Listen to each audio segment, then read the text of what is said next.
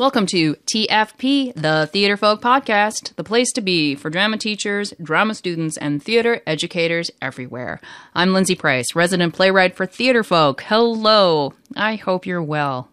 Thanks for listening.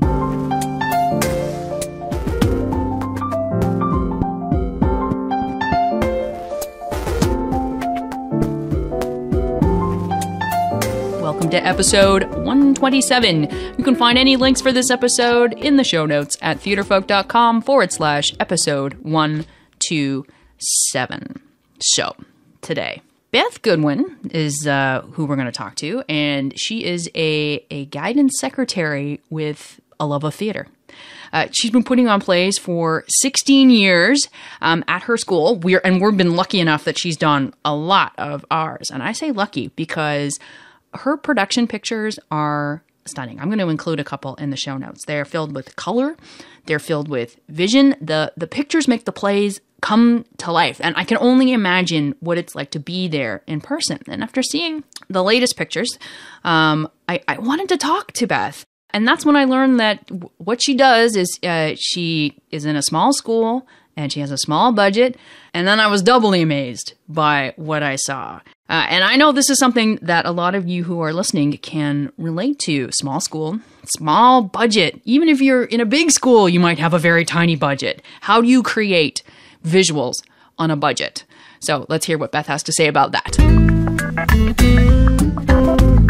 All right. Hello, everyone. I am thrilled to be talking to Beth Goodwin today. Hello, Beth. Hi. How are you? I'm fine. Good. And tell everyone where in the world you are. Well, we are in Corinth, Maine. This is Central High School, and we're a little northeast of Bangor. So are you a Stephen King fan or not? I won't say anything. You'll defer. Yeah, horror stuff is not my cup of tea. Now, you have been doing plays for a long time at your school. Since 2000. And you've been I was looking back, you've been a longtime customer of ours. That's how we sort of, that's how we know who you are. Good. We're stalking you. No, Yeah. Of course not. And where we have really been blown away is with the pictures that you have sent us from your shows, because they're so colorful and visual. And so we're going to talk about first of all, how you do that, and one thing you shared with me is that you come from a pretty small school. Yes. What's your size? It's about 370, I think. In total? Yes.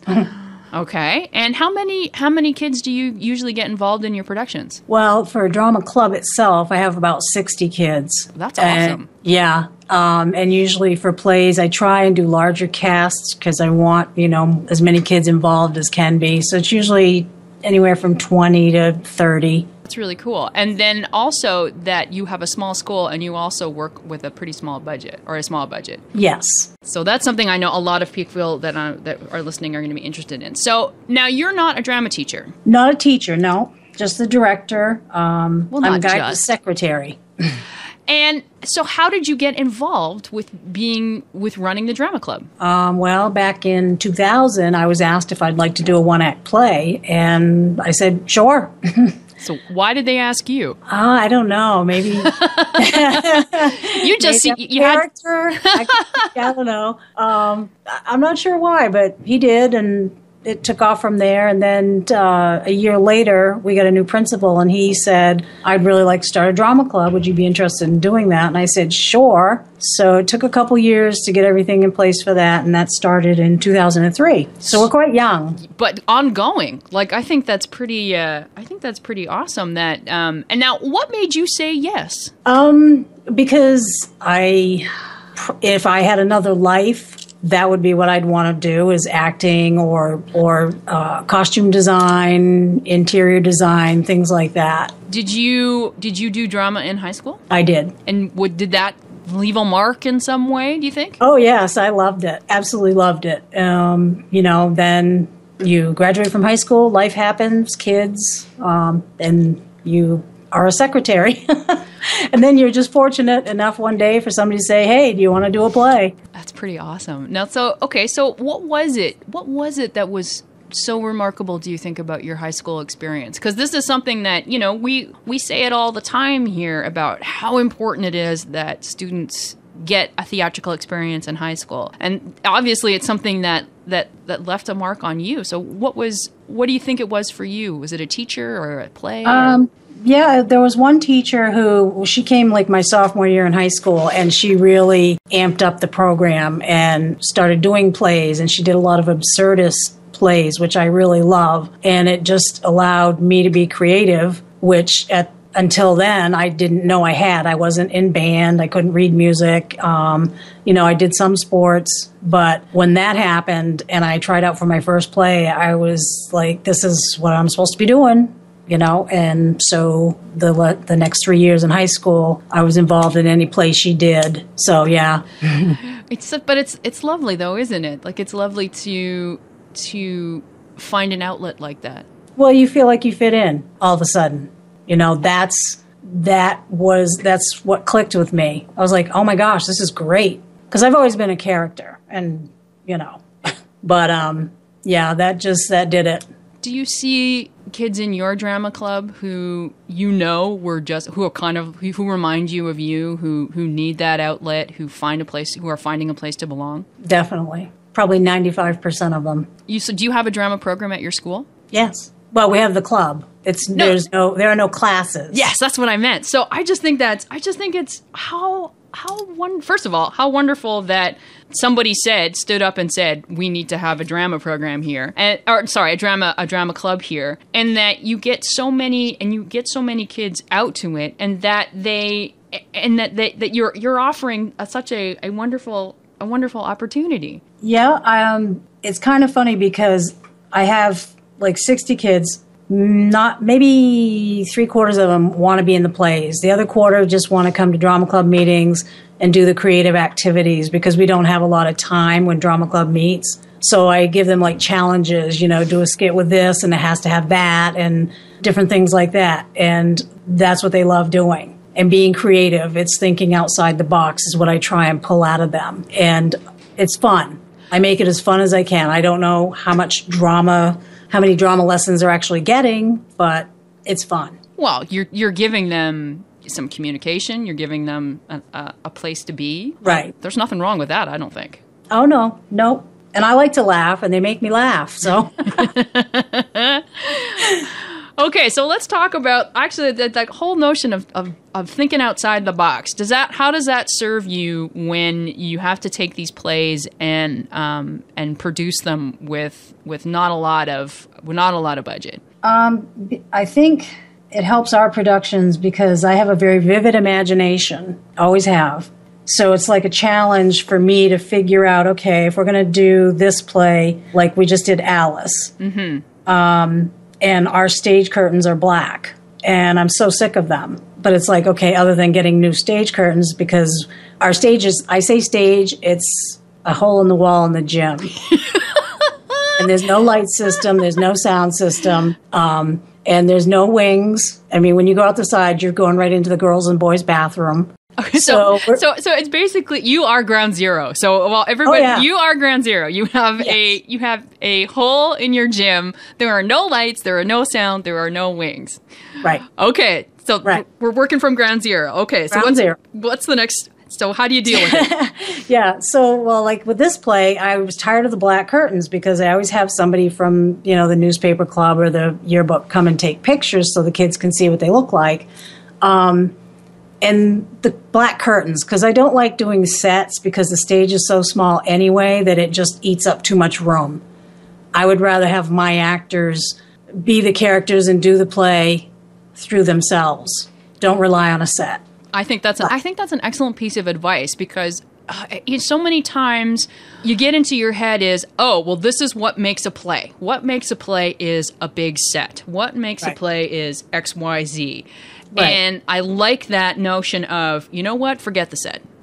Well, and that's the thing. I would love to be able to have a set. I would love to have a theater and all that good stuff, but we don't. So I am realistic enough that, okay, then I'm going to work around this and make it look the way I think it should look and have the most impact with the kids. So like with that, like I was saying with Alice, I hate the black curtains. I went through a prom book and found red polyvinyl for $50, hooked it up over the black curtains, and then we had red curtains. It was awesome. It's very stunning. I'm going to make sure that there are pictures in the show notes so that people can actually go and look at this, because it is amazing how you wouldn't even think about it. It's like, oh, these are the black curtains I have to live with it. When Right. It's amazing how much that red pops. And I wouldn't have, and it's, now that you say that it's vinyl, I can see it. But, Yeah. but It's shiny, so if you're a crow, you'd love it. yes, shiny things. I love my shiny Oh, things. yes. But, Yes, that was awesome. That was a lot of fun figuring that out. I mean, just going from, okay, I don't know what I'm going to do, and then, oh, I know what I'm going to do. because you could do that with, you could take, what are all the prom fabrics? You could take chiffon, you could take, Tons. yeah. I mean, they have taffeta, they have shiny, sparkly stuff, they have tulle, and it's really not that expensive. And I have enough of the red that probably I could cover them again, because I got like 100 feet or something like that. It's crazy. I was just going to ask you. So do you know, I'm going to ask you math. Do you know off the top of your head what the size of your curtains were originally? Let's see. The two legs are 12 by 10, and then the back is 12 by 30. So, yeah, so I only used about half of it. Cool. So for 50 feet for $50, that's not a, if you think about, if you were going to use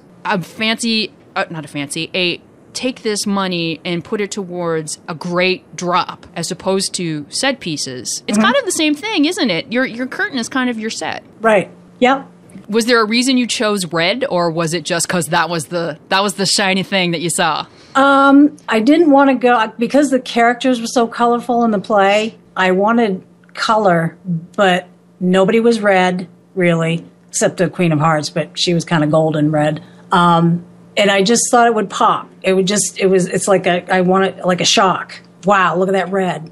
Especially since everybody that comes to see our plays is used to seeing the black curtains. Right. Just kind of like, hey, that's different. That's great. Cool. So now let's talk about how do you costume on a budget? What are some of the tricks that you use? Because again, you've got everyone has it looks like there's a lot of costume pieces that were made. Yes. And so how do you deal with that? I sew a lot. I start very early. I try and get the ones that I know that I want them to look like. Sometimes it takes me a little longer for other ones, like the pigeon. He had a T-shirt, and I sewed ribbons on it, just flowing. So when he ran, he'd kind of flow. Right. And like Alice's, we actually had two girls play Alice, and we swapped them off. I don't know if you noticed that through the picture sequences. I was just going. So do you mean during the play, or did one play one night and one the other night? Nope, during the play. That is freaking awesome. Sorry, that was. That's okay. Well, I like to, yeah, she just had such a big part that I thought, I had two really good actresses, and I thought I want to swap them off. So we did. We did it when, they had to go off stage. Yep. And the other one would come on. And the hair was exactly alike, and I made two of the same costume, the whole bit. So, and I knew I was going to do that from the beginning. So I knew who the girls were. I knew I could make those. So I made those day one. And then some of the other things like the caterpillar, that kind of had to come to me. Yeah. So how did that? So talk about that. So the caterpillar is so how do you take something that has a lot of moving parts to it? If you're going to do the caterpillar correctly, it's got like a body and multiple arms. And so, what was your thought process? Well, using multiple people, because I knew I wanted it to be life size. And then I was thinking, okay, how am I going to make the little humpy things in it, the sections? And yeah, I have a lot of technical terms here. Thingy always works for me. I'm big on thingy. Humpy things, yeah. So then I thought of hula hoops, okay, we'll thread them through the material and have the kids standing under the material. And, they were instructed to walk a certain way, so it looked kind of caterpillar-ish. And it turned out really cute.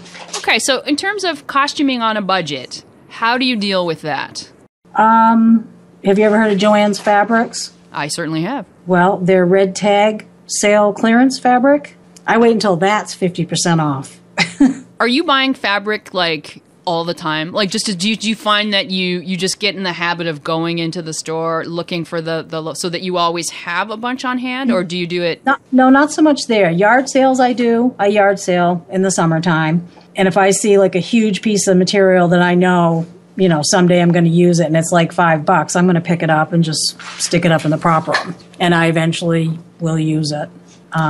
So that's how I do mostly. Sometimes I'll get things on eBay. You can find material really cheap. Yeah, I've never done that. So really?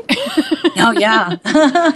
Well, that's where I got my caterpillar. I think I bought 6 yards for like $10, and it was free shipping. So, okay, yeah. You've heard it here first, guys. eBay for fabric. And it gets delivered like right to your door. I think that's great. Well, yep. For those people who maybe are out in the middle of nowhere who don't have access to a fabric store, I think that's a great tip. So eBay, yard sales, getting in. Do you just so when you're thinking about your costume, do you have this is my vision, this is the perfect thing that I would like, and then you just sort of go, well, this is not exactly what I would like, but it's like way cheap, so I'll get that. Do you what's happening back there? Yeah, no. Every once in a while, yeah, I might go a little bit different, but except for some characters, I usually have a pretty good vision of what it is I want. And then I just have to figure out how to do it. Because I tend to love absurdist plays and things like that make us have to think, how are we going to do this? How are we going to make this seem like this, which I love that. Do you, how do you work out that process? Do you write things down? Do you do a picture board? Do you just leave it in your head? How do you work it out? Yeah, no, it's in my head because I don't want to do that to people. You don't want to subject them to whatever's going on. My jumbled brain. No, but usually when I read a play, it's the kids first and the characters and the challenges of, making certain things seem certain ways, and how could we do that without having to spend a lot of money, or, how can we simulate that? Like we did the cat hair play 5 years ago. And I had 24 cat hairs. Yep. So I didn't know, okay, that's a lot of people to costume. What am I going to do? And we had T-shirts that we buy for the festival that we go to. So I got long sleeve ones, and they turned them inside out, made hoods, makeup, and they all had black pants and stuff like that. So there were 24 cat hairs for the price of a T-shirt and some makeup. So all those T-shirts and again, this is the absolutely the absolutely insidious and utterly terrifying truth about cat hair. Play bars by Bradley Walton, and I'm going to put these are my favorite pictures because they are so colorful, and I just love that. So these are all the shirts that all these kids are wearing are actually show shirts that are inside out. Yep. Fantastic. I love. Well, I just what a multi-use, right? If you're on a budget, there's another tip. Multi-use. So, I spent a little more on the T-shirts than I normally would because they're part of the costume. So, and it worked out great. We just had to cut the tags off the back, and you're not up close enough to see the seams. So, and I think we did get an award for costuming for that one. Yeah, we did. Okay, so, and here's another thing to sort of think about, too. I think this is all about thinking outside the box, which I think that's the key word when you've got a small budget, is to think outside the box. So these characters in cat hair are simulating cat hair. Obviously, it is not normal because it's walking, talking cat hair. What made you decide to go with primary colors to costume them as? Just, I guess, because I like bright colors. I don't know what else to say. When I was thinking it, because at first I was thinking cat colors, and I was thinking, okay, multicolored cats. And even that, when I was looking at T-shirts in browns and tans and this and that, it just wasn't doing it, and then I'm looking at something one day and I went, why can't they be like Seuss colors? Why can't they? Right. And then so the material I made the cats' costumes out of, I made sure it had all those bright colors in them. Just a little detail there, just because I'm like that. And it just hit me. And that was one of those just hit me things because I didn't intend to start out like that. It just happened and I went, that's it. And then the rest of the play just took on a life of its own. Well, it's sort of a why not kind of thing, right? Yeah, I mean, it's cat hairs. Who's going to say, gee, why did you do that? Well, they're already walking and talking. Why can't they be, bright blue or bright pink? Right. I mean, they're evil, turning out. But that's okay. It is okay. I think so too. Okay, so how do you think being in a small school is a benefit when you're trying to think outside the box with a budget? Well, because I do think it forces you to look at things differently, to get what you want, what your vision is in your head for that play. So you don't, I don't want this to sound the wrong way, rely so much on the bells and whistles. Like I said, I'd love to have the bells and whistles, but so it has kind of, the whole drama club has taken that path. The actors have to be strong. The characters have to be strong. I drill it into their head, If you don't believe in what you're doing, the audience isn't going to believe it. So I think we do so well at Festival because of that, because they don't rely on all the other stuff. It's them. And I try and make it as fun for them as possible because then, they're more apt to really get into it, which is what I want. Well, it's funny, I've seen many a play that looks beautiful, that has all those bells and whistles, and it's an empty shell because they haven't spent any time on character development. They haven't spent any time on relationships. Right. And it's hard for kids to stay in character, even. So, there's a whole bunch of things that I tend to focus on more than, like I'll give them the fun costumes and we'll, give me some ideas. If you have anything that you think of, let's try it. And that's what's great about it is that give and take once we get going and the kids know what I'm looking for and they're into the play and I love that part. Well, it makes you want to, then you're actually creating you're creating the theatrical experience. Right. Because it's about them and that notion of play. Like we are, it is, that's why I say this all the time. It's called a play and they should have some play. I always do comedies because I want it to be fun, and dramas are just too dramatic. I just that drama. I love to go see them and things, and I love a good drama, but to perform it, no. It's just I'd rather go the other route with them. Yeah, I was gonna ask you if you ever went down that other road with this vision, that this amazing vision that you've got to see what would happen in a drama. But you got to go with what your gut likes too, I think. Well, and having said that, we did a dramedy one year at Festival, and we didn't do so well. I'll stop that then. No, we don't need that. It was a combination of things, but anyway. And this year we're doing a dramedy, but it's more comedy than it is drama. There is drama and there is kind of a lesson, but it's funny throughout. So I said, okay, well, we need to try it. But there was enough lightheartedness about it that I said, okay, we'll try it. Well, why not? And then there's no harm in trying, right? Nope. And it's a really cute play, so. Okay, so as we wrap up here, if you had some advice for teachers who are looking at their budget and just they don't know where to start with a play, what would you say? Well, the internet is great because a lot of times I'll just type in something and just see what it brings up on images and just get pictures, of different things. If I'm looking for something, I'll type that in and say, oh, look at that. That's kind of cool. If we were doing this, we could use that. Just be open, thinking outside the box, definitely. Pinterest is awesome. Yeah, I know a lot of teachers who use that. It's a good resource. Right. I don't even know if I've even tried anything on there, but the ideas are awesome. And just, you just got to keep your eye open and use people that want to help. That's always great. and just learned we do a lot of reduce, reuse, and recycle. Why not? Do you use mostly cubes as your set pieces? A lot of times. Yep. Like the pieces we use in Alice, those came from another play that we painted and moved them around in the play.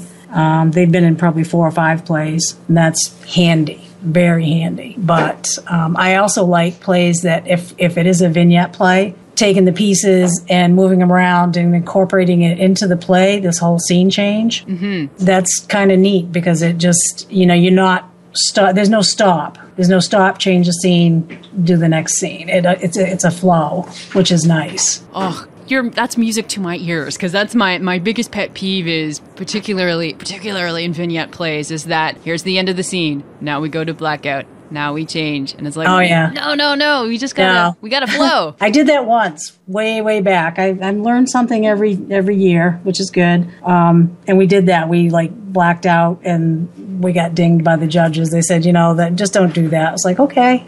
So what else are you going to do? All right, we'll make it part of the play.